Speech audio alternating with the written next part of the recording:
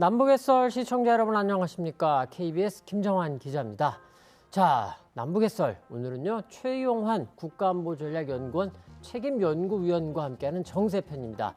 이번 주 이스라엘과 이 팔레스타인의 무력 충돌 지금 굉장히 조심스럽고 더 확산되지 않을까 전 세계가 긴장하고 있는데 이번 무력 충돌이 우리에게 주는 시사점은 무엇인지 이런 내용과 함께 또 북한과 러시아가 지금 무기 거래를 했다. 미국에서 이렇게 좀 주장하고 나섰는데 이런 내용 또 덧붙여서 중국이 지금 탈북민 수백 명을 좀 강제 북송한 거로 보입니다. 이런 내용들 두루두루도 짚어보겠습니다. 안녕하세요, 슈 박사님. 예, 안녕하세요. 자, 지난 7일이었죠. 팔레스타인 무장단체 이 하마스가 이스라엘을 기습 공격했습니다. 뭐 오늘 녹화하고 있는 10월 17일 현재 한 쌍방에서 한 4천 명 넘게 뭐 숨지거나 다쳤다. 한 지금 수천 명이 될 것 같은데 이 과정에서 하마스가 어린이 심지어는 영아 그리고 여성들까지 학살했다. 뭐 이런 정황이 포착이 됐고 이스라엘은 지금 가자 지구를 공격하고 있고 지상군 투입이 지금 임박한 거 아니냐. 그런데 이란이 또 지금 가만히 있지 않겠다 이렇게 또 경고하는 등 굉장히 지금 심각한 상황으로 가고 있습니다. 자, 이 남북의 설 시간에서는 우리가 주목해야 될 포인트가 뭔지 조금 좀 짚어주시죠. 일단 뭐 방금 진행자께서 거의 다 답을 말씀해 주신 것 같은데요. 우리뿐만 아니라 전 세계가 관심 가지는 건 어디까지 확산될 거냐라는 그렇죠. 거죠. 네. 특히 이란하고 하마스와의 관계가 오래됐기 때문에 이스라엘군이 가자 지구에 지상군을 투입하게 되면 이란이 개입하겠다, 가만히 있지 않겠다라고 이야기를 하고 있어서 이게 어디까지 확산될 거냐가 지금 제일 우려스러운 상황이고요. 그렇죠. 네. 어찌 보면 이스라엘이나 그 팔레스타인 사람들에게는 좀 불행한 일이지만 전 세계가 원하는 거는 그 안에서 국지전으로 끝나기를 바라는 게 지금 상황인 것 같습니다. 그리고 우리 입장에서는 물론 직접적이라기보다는 좀 간접적인 영향일 수도 있지만 이게 우크라이나전에 어떤 영향을 주느냐도 관심을 가질 수밖에 없는 사안인 것 같아요. 네.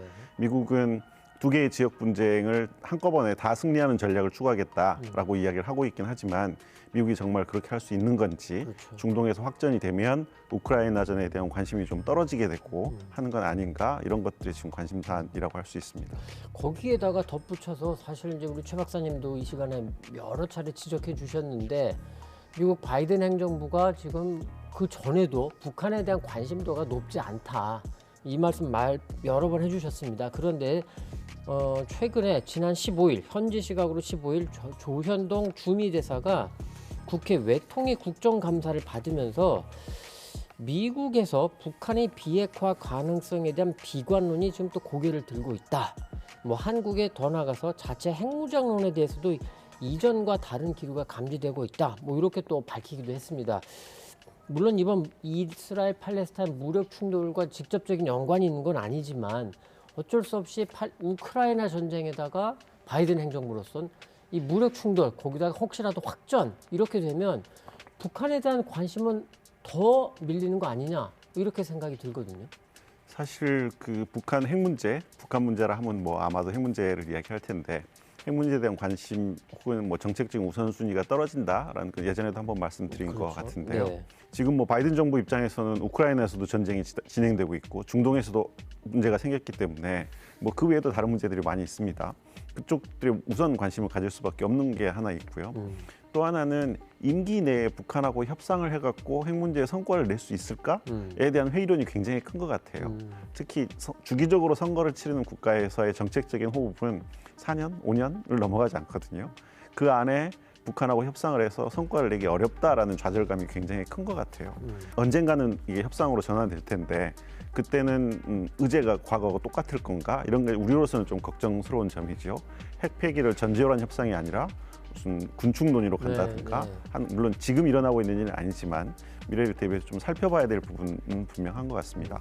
이스라엘 팔레스타인 분쟁과 관련돼서는 미국이 이스라엘에 대한 안보 공약을 얼마나 지켜줄 수 있느냐 그리고 이 분쟁에 미국이 얼마나 영향력을 행사할 수 있느냐 과거에 우리가 알던 미국이냐라는 것들이 아마 간접적으로 한반도에 영향을 미치는 요인이 될 것 같습니다. 우리도 주시할 수밖에 없고 북한도 이제 그걸 주시할 것 같은데 그렇죠. 또 하나 이런 걱정도 좀 있습니다.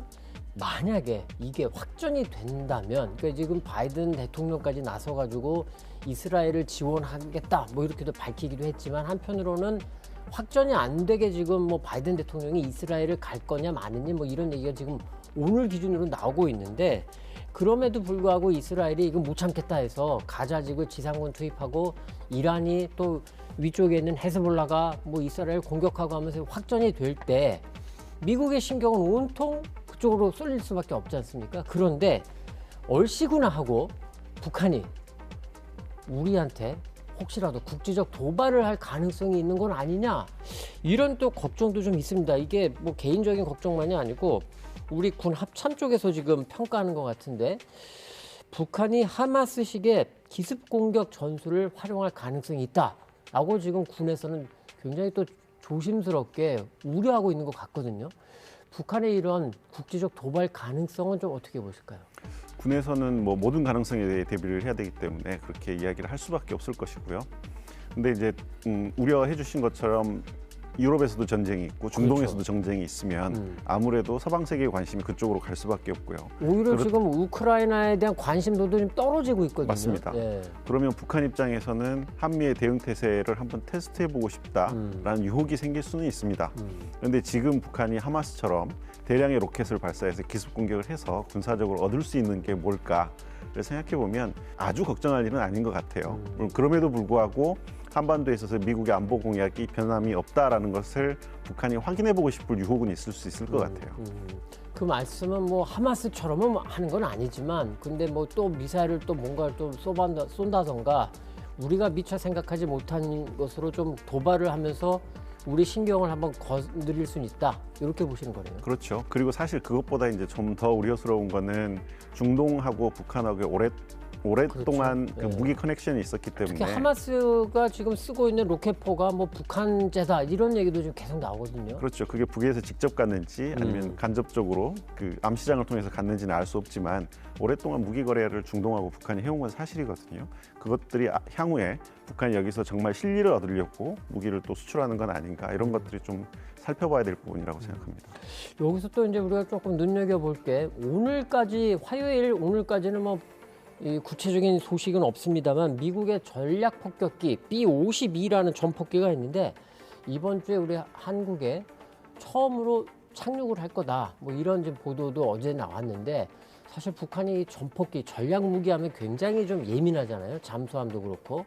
여기에 대해서 또 혹시라도 뭐 뭔가 군사적 도발을 하지 않을까, 이런 살짝 걱정도 들고요. 자, 그리고 이것도 좀 궁금합니다. 이스라엘과 이 팔레스타인의 이런 무력 충돌을 북한은 어떻게 보고 있을까요? 그 조선중앙통신에 국제문제 전문가라는 이름으로 해서 그 논평이 하나 올라온 있거든요. 그 내용에 보면 북한은 지금 중동 분쟁의 원인이 미국이라고 주장을 합니다. 그러니까 미국이 이스라엘이라는 중동 분쟁의 원인 국가를 만들었고, 그리고 사우디와 이스라엘 간의 관계 정상화를 추구를 해서 미국에 반대하는 이란과 같은 국가를 고립시키려고 했다. 그것이 이 분쟁의 원인이다라고 주장을 하고 있습니다. 뭐 사실 일부 전문가들은 뭐 북한식, 그게 북한만의 이제 주장은 아니거든요. 그래서 상당수 전문가들은 이제 그런 부분도 지적을 하고 있는데, 자, 그리고 또 우리 입장에서 또 지켜볼 게 이거 같습니다.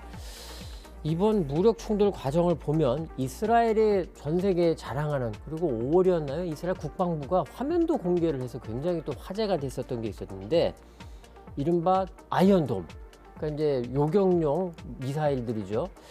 이게 좀 뚫린 거 아니냐, 지금 이런 얘기가 많이 나오고 있습니다. 뭐 이스라엘 군이 밝힌 걸 보면 하마스 로켓이 한 6,600여 발 정도가 하마스가 쐈고, 그 가운데 한 900여 발 정도가 이스라엘의 목표 겨냥해서 이게 공격이 됐는데, 아이언돔이 그 중에 한 900여 발 가운데 한 700여 발은 또 격추를 했다.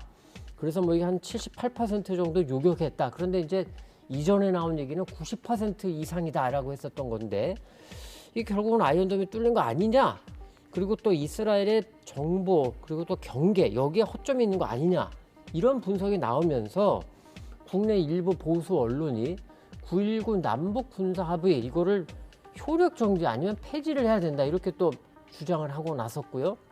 이런 가운데 대통령실과 국방부 합참이 뭐 거기에 고개를 끄덕끄덕이는 이런 모양새, 검토하는 모양새가 지금 나오고 있습니다. 사실 지난 1월에 북한 무인기가 우리를 침범했을 때 우리 영토에 북한이 다시 우리 영토를 침범하는 도발을 일으키면 9.19 군사합의 효력 정지를 검토하라 이렇게 윤 대통령이 지시를 했었는데 먼저 우리 최 박사님 9.19 남북 군사합의 이게 내용이 굉장히 방대한데 먼저 주요 내용 우리가 좀 주목할 부분 조금 짚어주시죠.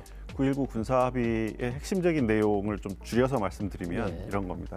정전협정을 맺을 때 우리가 육상에 DMZ를 만들었잖아요. 군사분계선을 기준으로 남쪽으로 2km, 북쪽으로 2km 해서 4km의 이른바 노맨스랜드를 만든 겁니다. 네. 거긴 사람이 가지 말자. 뭐 이게 이제 남북 간의 직접 충돌을 막기 위한 완충 공간을 설정한 거거든요. 이런 완충 공간을 육상 DMZ뿐만이 아니라 해상과 공중에도 설치를 했다라는 게 9.19 합의의 핵심이라고 할 수 있습니다.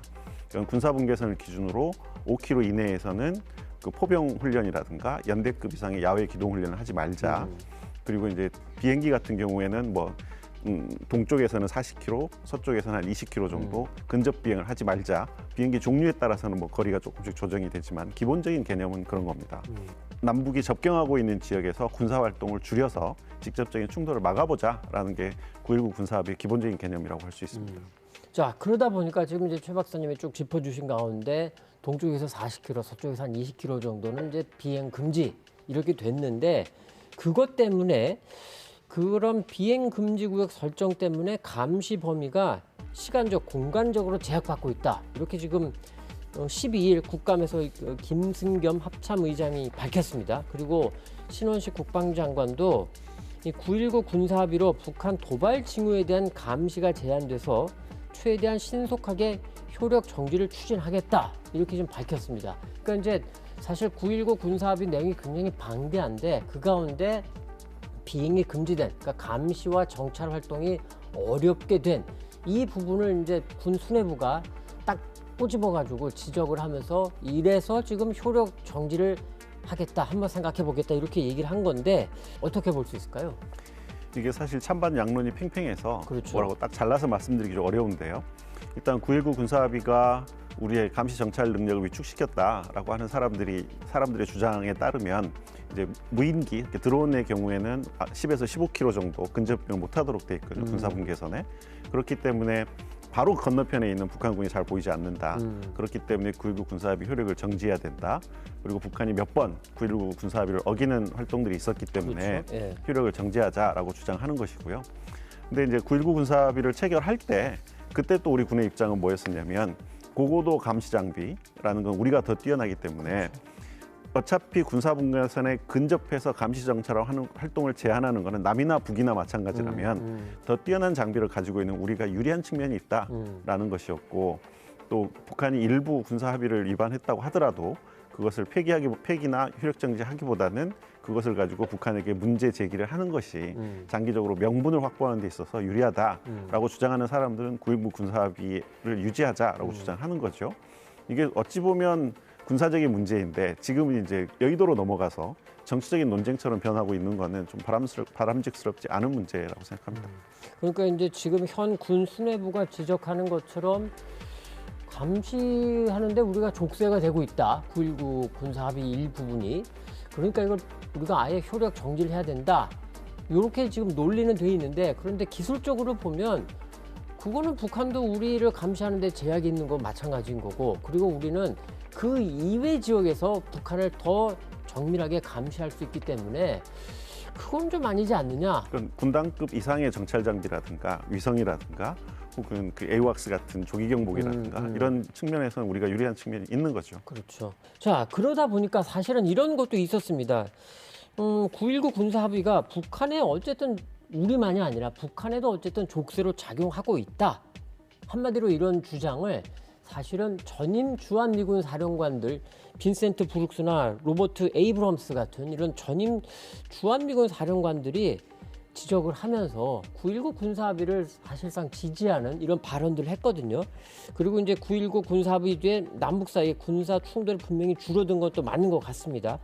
MB 정부 때 보면 228회 그리고 박근혜 정부 때 108회 이런 북한의 국지 도발이 있었는데 9.19 군사합의 적인지는 뭐 봐야겠습니다만 사실상 문재인 정부 때는 딱 5번 있었습니다. 그래서 이게 9.19 군사 합의가 우리한테 약간 좀 불편한 부분이 있지만 한편으로는 또 좋은 부분도 많다. 뭐 이런 또 논리도 있거든요. 그것도 어떻게 볼 수 있을까요?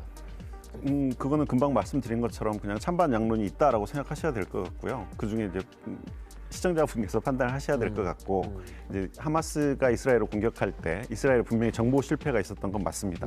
근데 시간이 지나면 밝혀지겠지만 이게 정보 획득의 실패인지 정보 분석의 실패인지는 따져봐야 될 부분이 있는 것 같아요.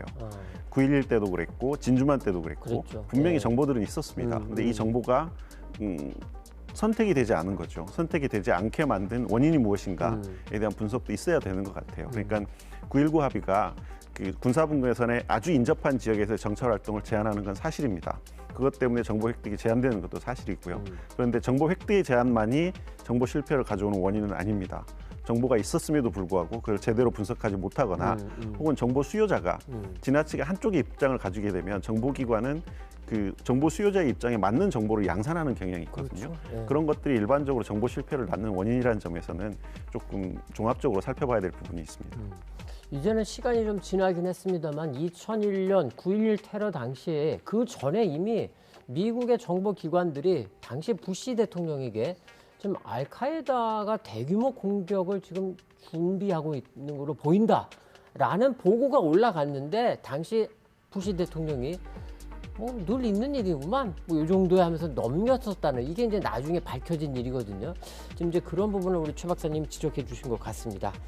자, 우리 시청자 여러분, 이 인터넷에서 9.19 남북 군사 합의 한번 검색을 해보시면 상당히 많은 양의 합의 내용들이 나옵니다. 그걸 하나씩 이렇게 살펴보시면 이 부분만 우리가 들여다볼 건지 이 부분이 정말 정찰과 감시 활동이 제약되는 게 정말 치명적이어서 이 전체를 효력을 정지를 우리가 먼저 시켜야 되는 건지 아니면 다른 부분도 같이 봐야 되는 건지 그거는 또 한번 우리 시청자분들이 직접 또 찾아보시면 더 도움이 될 것 같습니다.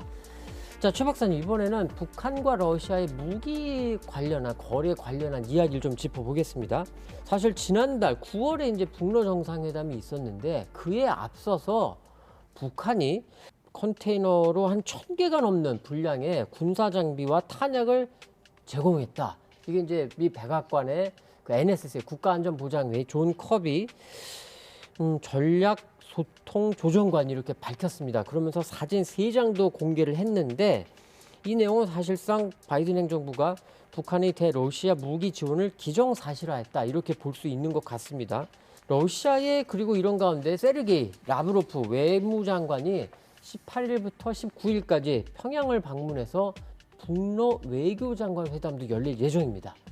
이런 최근의 흐름 어떻게 좀 봐야 할까요? 일단 미국 입장에서는 자신의 정보력을 한쪽 측면에서는 과시하는 거죠. 내가 지금 너희가 무엇을 하고 있는지 보고 있다라는 걸 보여주는 거고. 그래서 그러니까 나는 9월에 너희가 뭔 짓을 했는지 다 알고 있다. 그렇죠. 그래서 북한과 러시아에 경고를 하는 겁니다. 내가 다 보고 있으니까 경거망동하지 말라라는 이야기를 한편에서 하는 거고요. 다른 한편에서는 북한이 러시아에 탄약을 지원하고 있다라는 그 기정사실화하는 다른 효과를 기대하고 있는 측면도 있는 것 같아요. 어떤 효과가 있을까요? 북한이 이미 러시아에 공격용 무기를 제공하고 있다면 미국과 그 동맹국들도 우크라이나에 좀 더 많은 지원을 해야 되지 않겠느냐라는 간접적인 사인을 주는 사실 거죠. 이제 살짝 지금 조심스럽게 말씀하신 것 같은데 동맹국이라 하면 우리 대한민국도 포함되는 거잖아요. 그렇죠. 우리는 사실 이제까지는 살상무기는 지원 안 하겠다라는 입장인데 한국도 좀 살상무기 포탄이라던가 이런 거 좀 보내라 이렇게 볼 수 있나요, 그러면? 사실 한국이 그 원칙을 깨가면서까지 지금 우크라이나를 지원하려고 하지는 않을 것 같아요. 근데 지금까지 해왔던 것처럼 간접적인 방식을 통한다든가 혹은 좀 더 적극적인 다른 지원을 해야 된다든가 하는 요구는 있을 수 있다고 생각합니다. 그러니까 지금 미국으로서 바이든 행정부로서는 러시아와 북한도 견제하고 또 한편으로는 한국같이 좀 우크라이나에 대한 지원을 조금 더 했으면 하는 나라들에게도 야 이렇게 했는데 너네 가만히 있을 거냐 이런 신호를 준다. 러시아도 그렇고 미국도 그렇고 지금 우크라이나 전쟁이 얼른 끝나지 않을 것 같다라고 그렇죠? 판단하는 것 같아요. 이게 장기 소모전으로 간다라고 하면 누가 더 많은 군수물자를 확보하는가 굉장히 중요할 수밖에 없고요. 그런 의미에서는 러시아도 지금 북한에 접근하는 것이고 미국이 이 정보를 공개하는 것도 미국도 장기전 준비를 하고 있다라고 봐야 되겠죠. 뭐 그거는 우리 정부도 뭐 북한 미국이 바이든 행정부가 어떤 신호를 주는 건지 이런 거는 캐치는 하겠죠, 그러면. 그렇죠. 그리고 탈냉전 이후에 전 세계적으로 군비가 감축하는 추세였기 때문에 재래식 무기를 대량으로 생산해서 보유하고 있는 국가가 그렇게 많지 않습니다. 그게 어쩌다 보니 남한과 북한이었고 우리로서는 불행한 일이긴 한데 어찌됐든 남북한이 지금 모두 세계 변기창이 돼버리는 그렇죠. 네. 그런 결과가 되고 있습니다. 자, 그런데 그것도 그거지만 우리가 좀 더 우리 입장에서 좀 더 신경이 쓰이는 거는 이거 같습니다. 사실 북한과 러시아가 지금은 굉장히 뭐 가깝고 어깨 동무하는 것처럼 보이지만 사실 이 세상에 공짜는 없지 않습니까? 특히 국가 그렇죠. 간의 관계에서 만약에 북한이 진짜 컨테이너 1,000개 분량의 탄약, 뭐 무기 이런 거를 지원했다면 북한도 야 너희도 좀 우리한테 뭘 줘야지 그렇죠. 뭐 이럴 텐데 사실 제가 언뜻 떠오르는 생각은 지금 뭐 지지난주에 우리 최 박사님이랑 또 짚어봤습니다만 북한이 이달 10월에 군사 정찰 위성을 쏘겠다라고 공언을 한 상태고 아직까지는 18일 오늘까지는 쏘지는 않았습니다만 쏜다면 러시아가 뭐 결정적으로 위성 관련 기술을 도와주는 거 아닌가 이런 생각도 좀 들거든요. 지난번 그 위성 발사 보스토치니에서 만났을 때 푸틴 대통령이 한 이야기가 그것 때문에 위성 발사 그렇죠. 기지에서 회의를 한다라고 이야기하는 게 굉장히 의미심장했었고요. 그런 의미에서는 단지 이번 한 번만의 발사가 아니라 북한은 지금 정찰 위성 개발을 공언하고 있기 때문에 정찰 위성과 관련된 기술들이 제공되지 않을까라는 우려는 할 수밖에 없다고 생각을 합니다. 그리고 뭐 단기적으로는 경제적인 부분에서 훨씬 더 많은 것들을 얻으려고 하겠지만 만약에 상황이 장기화되고 러시아가 점점 북한으로부터 얻어가야 될 게 더 많다면 북한이 간절히 원하는 것들에 대해서 북한이 분명히 요구를 할 수 있는 것이고요. 그거는 한반도 안보 상황을 굉장히 위태롭게 할 우려가 있다고 생각합니다. 예컨대 ICBM 재진입 기술이라든가 그렇죠. 혹은 북한이 정말 간절히 원하는 건 잠수함이거든요. 핵잠수함. 그것과 관련된 기술들이 이전된다고 하면 그거는 한반도 안보 지형을 완전히 바꾸는 사건이 될 겁니다. 그 가능성을 좀 우리 최 박사님은 배제하지 않으시는 거죠. 러시아가 지원할 수 있다. 그렇게 되지 않기를 바라고 지금 러시아의 형편이 그런 것까지 제공해야 될 만큼 다급하다고 생각하지는 않습니다. 러시아 입장에서는 한꺼번에 그걸 몽땅 제공하기보다는 상황의 전개를 봐가면서 남북한을 양쪽에 놓고 밀고 당기기 게임을 할 거다라고 생각을 하지만 최악의 상황을 가정한다면 그런 것들까지 걱정을 또 하지 않을 수도 없는 상황입니다. 그렇겠죠. 자, 그 북한의 위성 발사 얘기를 조금 더 여쭤보면 사실은 지난주 10일이 북한 노동당 창건일이었습니다. 올해는 이제 78주년인가 해서 꺾어지는 해가 아니기 때문에 뭐 큰 열병식이라던가 이런 대규모 행사는 없었습니다만 어쨌든 북한이 10월 10일을 계기로 위성을 쏘지 않을까 이런 일부 관측이 있었는데 그냥 조용히 지나갔고 그런데 어제 17일부터 오늘까지 중국에서 1대1로 포럼이 열립니다. 거기에 이제 푸틴 러시아 대통령이 참석을 해서 뭐 시진핑을 만날 거니 뭐 이런 얘기들이 계속 나오는데 북한으로서는 1대1로 포럼이 끝난 18일 이후에는 위성을 쏘지 않겠냐 이런 지금 관측도 있는데 우리 최 박사님 어떻게 보실까요?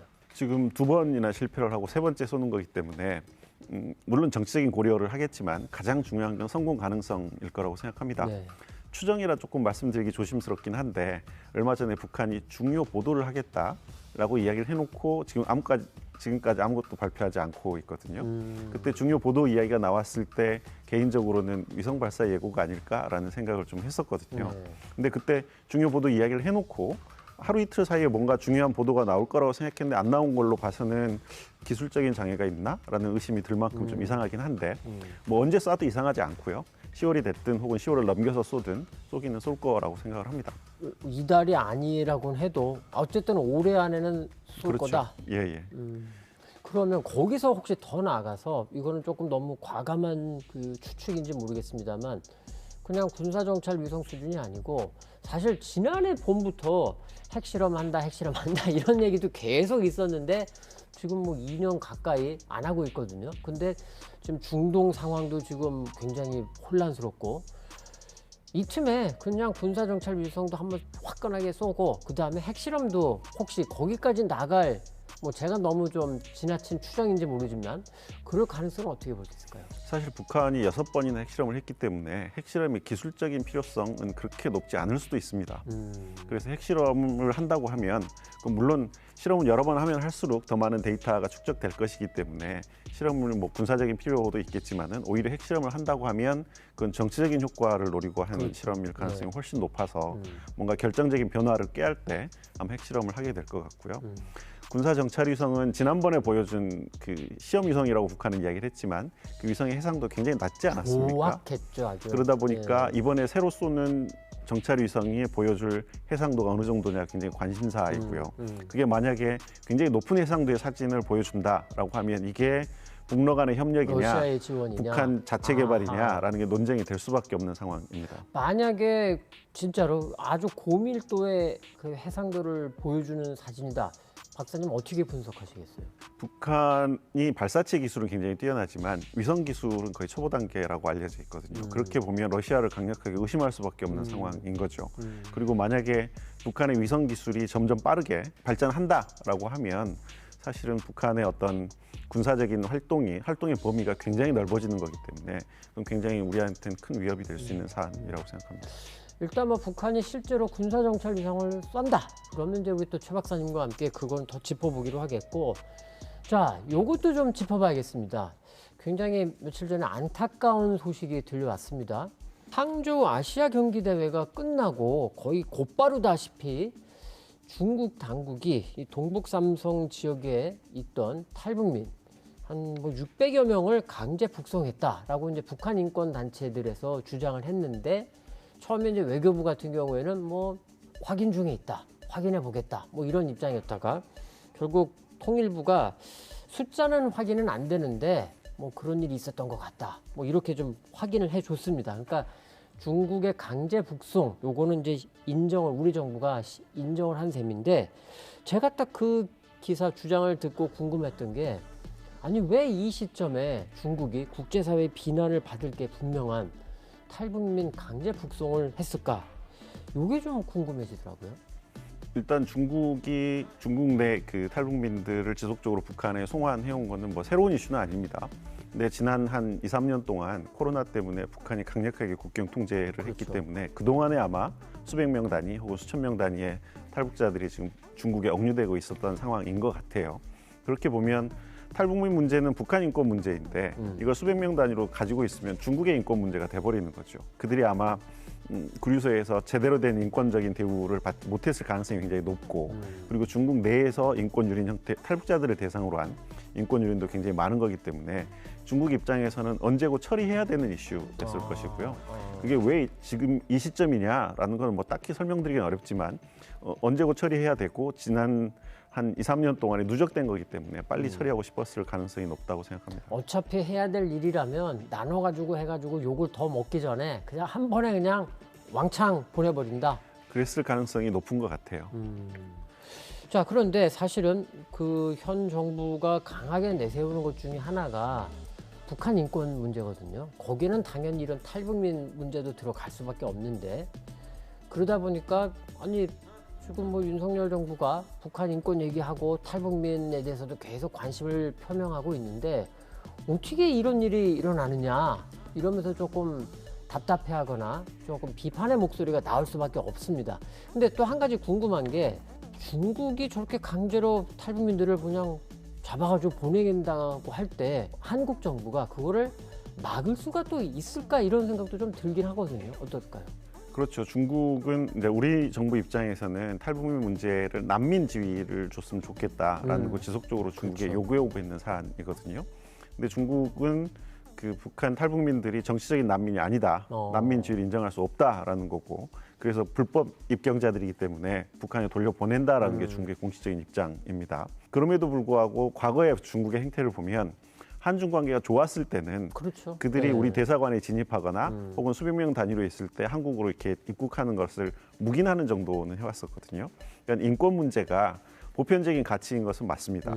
근데 인권 문제를 해결하는 과정은 굉장히 정치적인 그렇죠. 과정이거든요. 그러니까 한중 관계가 어느 정도 사이에 있느냐, 북중 관계가 얼마나 가까우냐라는 거에 따라서 중국 내에 있는 탈북자를 남쪽으로 데려오느냐, 혹은 북쪽으로 강제 송환하느냐, 문제를 좌우하는 것 같아요.